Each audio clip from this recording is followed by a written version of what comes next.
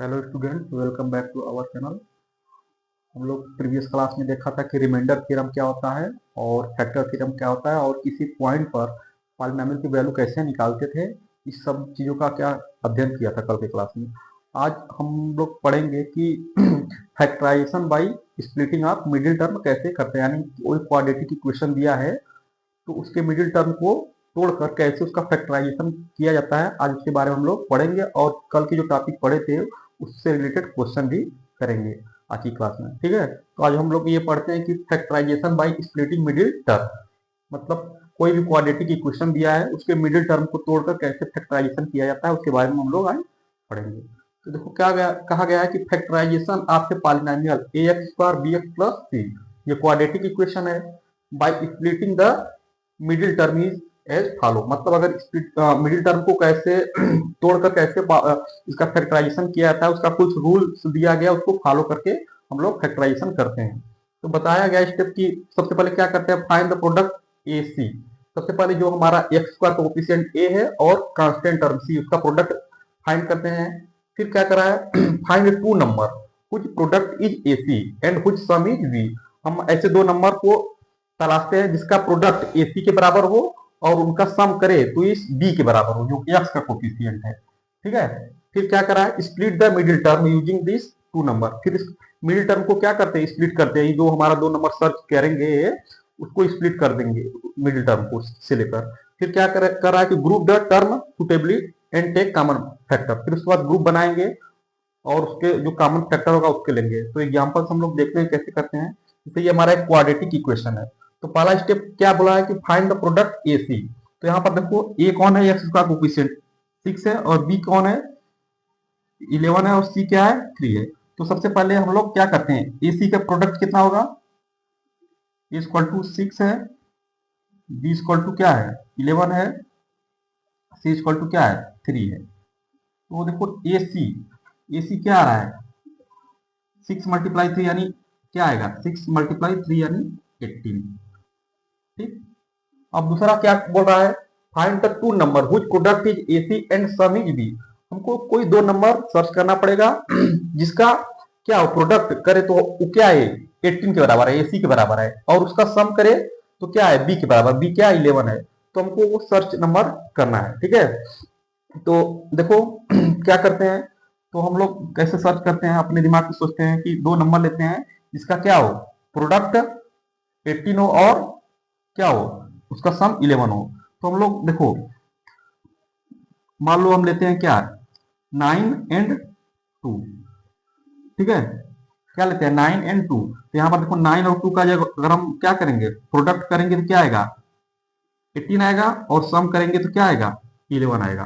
ठीक है, तो हम लोग इसको यहाँ पर क्या लिखते हैं ऐसे 6x स्क्वायर मिडिल टर्म को क्या करते हैं स्प्लिट कर देते हैं किसमें 9 और 2 में। इसको 11x क्या लिख सकते हैं 9x प्लस 2x प्लस 3। ठीक है, इसमें से फिर क्या लिखते हैं कॉमन फैक्टर। तो 6 और पहले हम डिजिट वाला देखते हैं 6 और 9 में कौन कॉमन फैक्टर है, तो इसमें क्या होगा 3 होगा और वेरिएबल में एक्स स्क्वायर है ये एक्स है, तो लोएस्ट पावर वाला कॉमन होगा तो 3x इसमें कॉमन हो जाएगा। क्या बचेगा इसमें 3x, सॉरी 2x प्लस 3। अब देखो इसमें 2 और 3 में क्या कॉमन बचे होगा 1 होगा। ठीक है, यक्स इसमें नहीं है, इसमें तो वन उस यक्स वेरिएबल कोई कॉमन नहीं होगा, तो इसमें क्या केवल कॉमन होगा केवल 1, तो 2x प्लस 3। ठीक है, अब इन दोनों में देखो कॉमन ये हो गया, तो यहाँ पर 2x प्लस 3 फिर से कॉमन लेंगे तो क्या बचेगा 3x और यहाँ पर 1 दूसरे ब्रैकेट में। ठीक है, इस प्रकार से इसका क्या हो गया फैक्टराइजेशन करते हैं। ठीक है, अब नेक्स्ट हम एग्जांपल देखते हैं। तो हम लोग नेक्स्ट एग्जांपल लेते हैं, जैसे x square minus 5x plus 6 है। तो इसमें हम लोग पहले कंपेयर कर लेते हैं। देखो यहाँ पर एक्स स्क्वायर का कोफिशिएंट यानी ए कितना है 1 है, बी कितना है -5 है, सी कितना है 6 है। तो हम लोग अब इसका रूल यूज करेंगे। सबसे पहले हम क्या करेंगे ए और सी का मल्टीप्लाई करेंगे। तो देखो ए इंटू सी कितना आ रहा है 6 आएगा, और b क्या है -5 है। इसका मतलब हमको दो नंबर तलाशना है जिसका प्रोडक्ट करे तो क्या आना चाहिए, ए और सी किसी इक्वल टू आना चाहिए, प्रोडक्ट करे तो 6 आना चाहिए और सम करे तो कितना आना चाहिए -5। हमको दो नंबर ऐसा सर्च करना है। तो आप लोग सोचेंगे देखो तो ये नंबर ये हो सकता है -3 कामा -2। अगर हम इसको ऐड करेंगे देखो -3 प्लस, अरे सॉरी -3 -2 -5 क्या आएगा, और -3 मल्टीप्लाई -2 माइनस माइनस क्या हो जाएगा 6 हो जाएगा। तो अगर इसका प्रोडक्ट करेंगे तो 6 आएगा और सम करेंगे तो क्या आएगा -5। तो वही रूल कह रहा है कि कोई ऐसा दो नंबर ज्ञात करो जिनका प्रोडक्ट AC के बराबर हो और उसका सम क्या हो B के बराबर हो। तो यही है -3 कामा -2, इसका हम प्रोडक्ट करेंगे तो 6 आएगा और सम करेंगे तो -5 आएगा। यानी मिडिल टर्म को हम लोग इसमें -3 कामा 2 में क्या कर देंगे, स्प्लिट कर देंगे। ठीक है, तो देखो x square -3x -2x +6।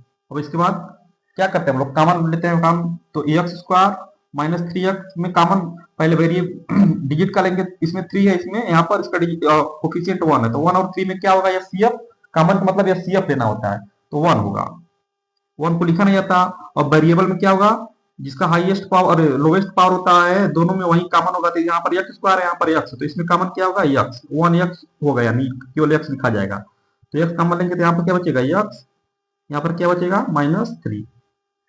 Same इसमें इसमें पहले देखो यहाँ क्या है 2x है +6 है, तो पहले नंबर का कॉमन लेंगे। यहाँ पर -2 और 6 में क्या कॉमन होगा, 2 होगा, -2, और वेरिएबल में दोनों में है, नहीं तो वेरिएबल कॉमन नहीं ले सकते हैं, तो केवल क्या कॉमन होगा 2, तो -2 बाहर होगा।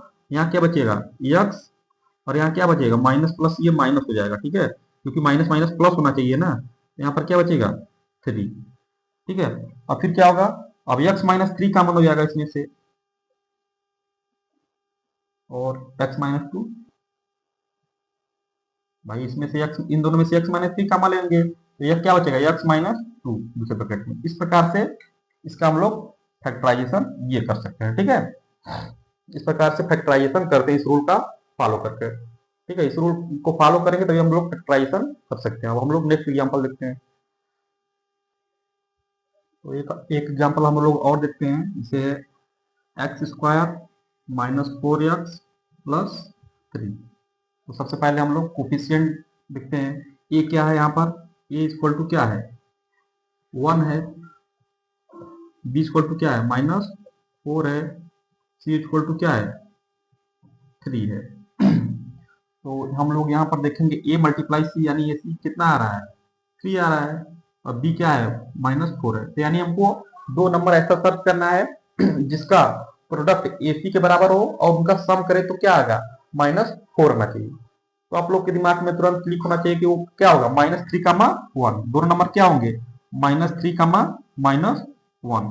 अगर इसका देखो प्रोडक्ट करेंगे तो -3 कामा -3 और -1 का आपस में मल्टीप्लाई करेंगे तो क्या होगा 3 हो जाएगा, माइनस माइनस मिलकर प्लस हो जाएगा, और इसका सम करेंगे -3 प्लस ब्रैकेट में -1 तो क्या आएगा -4 आएगा। इस प्रकार से मिडिल टर्म किसमें स्प्लिट होगा -3 कामा -1। तो देखो एक्स स्क्वायर -3x -x +3। ठीक है, तो इसमें देखो कॉमन क्या होगा x कॉमन होगा, तो यहाँ पर x -3, इसमें क्या कॉमन होगा -1 कॉमन होगा, तो यहाँ पर भी x -3। अब इन दोनों में x -3 कॉमन हो गया, तो x -3 कॉमन लीजिए, तो यहाँ पर x बचा, यहाँ पर -1, तो x -1।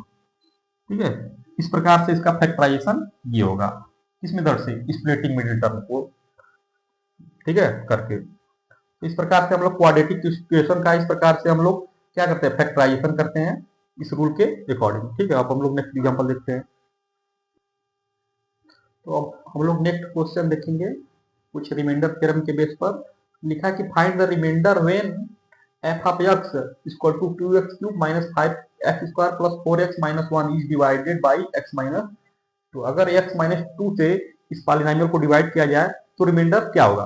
तो हम लोग कल रिमाइंडर थ्योरम पढ़े थे कि अगर किसी पॉलिनोमियल को जिसका डिग्री 1 या 1 से ग्रेटर हो उसको x - a टाइप के पॉलिनोमियल से डिवाइड किया जाता है तो उसका रिमाइंडर p ऑफ a बचता है। यानी उस पॉलिनोमियल में अगर हम पी की एक्स की जगह ए पुट कर दे, एक्स की जगह आप क्या पुट कर दे, एक्स माइनस एक्स से डिवाइड किया जाता है, तो एक्स की जगह ए पुट कर दे उस पॉलिनोमियल में, तो जो हमारा उस पॉलिनोमियल की वैल्यू आएगी वही उसका क्या होगा, रिमाइंडर होगा। कल हम लोग यही रिमाइंडर थ्योरम पढ़े थे, तो देखते हैं इसका रिमाइंडर क्या होगा। ऐसे बहुत से बच्चे इसको डिवाइड करने जाएंगे, इससे जो रिमाइंडर बचेगा वो बताएंगे, लेकिन जिनको रिमाइंडर थ्योरम पता है उसको डायरेक्ट ऐसे कर लेंगे। तो रिमाइंडर थ्योरम का यूज करिए। तो यहाँ पर हम लिखेंगे बाई रिमाइंडर थ्योरम।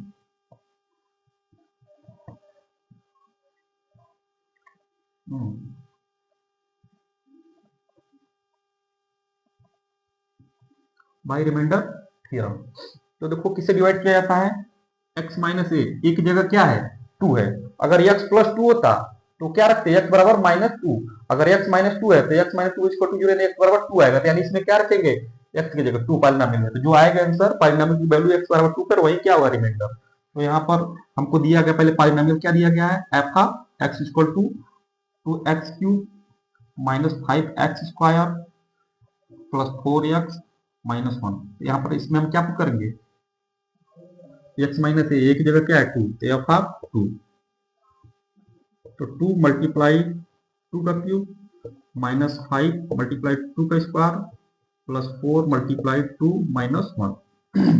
तो देखो ये क्या हो जाएगा, 2 की पावर 4 कितना आएगा 16, ठीक है। ये कितना आएगा 20, ये कितना आएगा 8, ये कितना आएगा, ठीक है। तो इसको हल करोगे तो कितना आएगा, -4 प्लस 8, 4 1 माइनस 1 क्या बचेगा 3, ठीक है। आंसर क्या आएगा 3, ठीक है। एक बार फिर से चेक कर लेना, ठीक है। तो इस प्रकार से इसका रिमाइंडर क्या बचेगा इस क्वेश्चन का 3। तो हम लोग रिमाइंडर थ्योरम का यूज करके हम लोग इसका रिमाइंडर बता दिए कि क्या बचे इसका रिमाइंडर। अगर इससे इस पॉलिनोमियल से इसको क्या करेंगे, डिवाइड करेंगे, तो इसका रिमाइंडर क्या बचेगा 3 बचेगा। अब हम लोग नेक्स्ट क्वेश्चन देखते हैं, ठीक है। नेक्स्ट क्वेश्चन है कि find the remainder when F of X, ये पॉलिनोमियल दिया है, इसको किससे डिवाइड किया जाता है, x प्लस 1 से। देखो यहाँ ध्यान दो, ये x प्लस 1 से डिवाइड किया जाता है, तो इसमें कौन सी वैल्यू रखेंगे, x प्लस, वहां पर x माइनस ए था, तो x माइनस से उधर एक को अगर उस साइड करेंगे राइट साइड में, तो x बराबर a आएगा, ठीक है। इसको 0 लेकर कर देते हैं, तो यहाँ x प्लस 1 है, तो x बराबर क्या रखेंगे -1 रखेंगे इस पॉलिनोमियल में, ठीक है। तो जो आएगा वही हमारा क्या होगा, रिमाइंडर होगा। तो यहाँ पर लिखोगे बाई रिमाइंडर थ्योरम।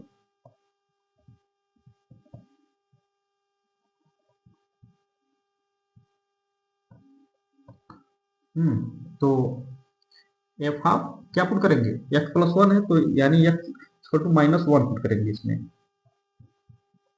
तो -1 के power 4 plus 3 multiply -1 square -2 multiply -1 plus 5, ठीक है।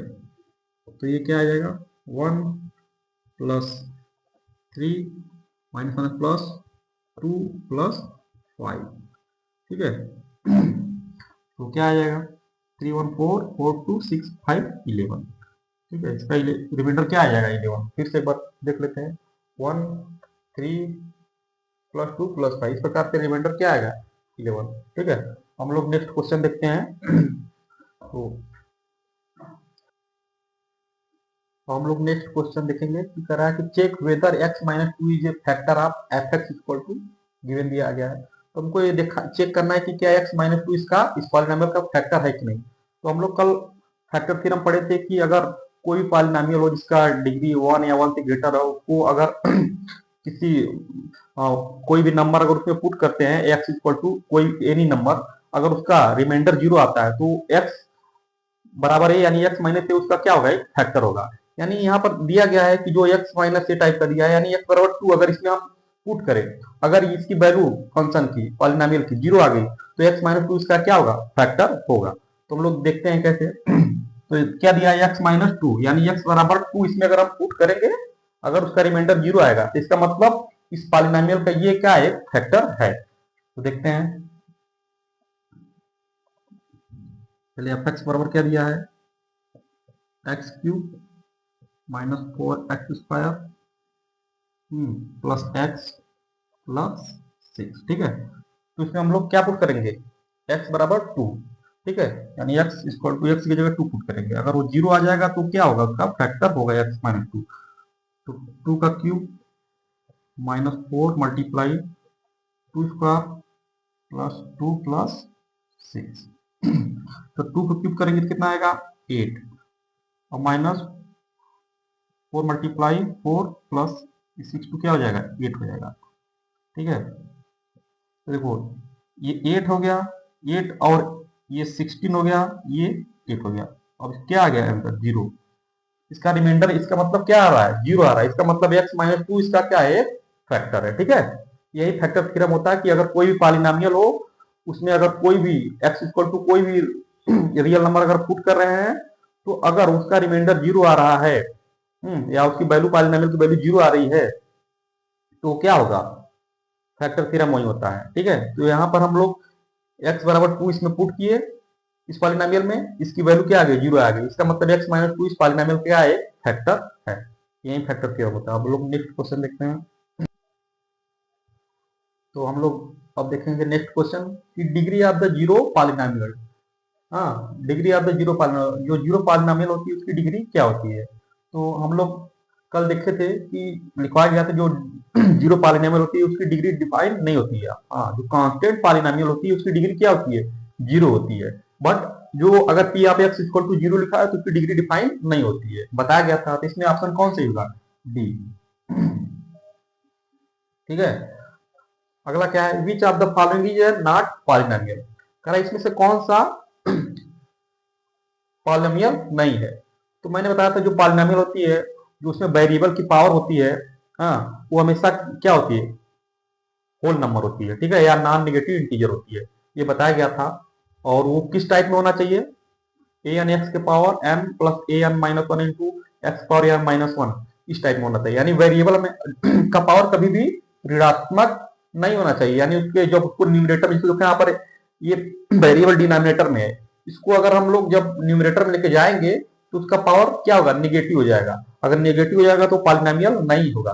जैसे यहाँ पर देखो, पहला टर्म है एक्स क्यूब, यहाँ पर जो वेरिएबल की पावर है पॉजिटिव है, ये भी क्या है पॉजिटिव है, यहाँ पे ये भी क्या है पॉजिटिव, इसका मतलब ये क्या है पॉलिनोमियल है। ठीक है,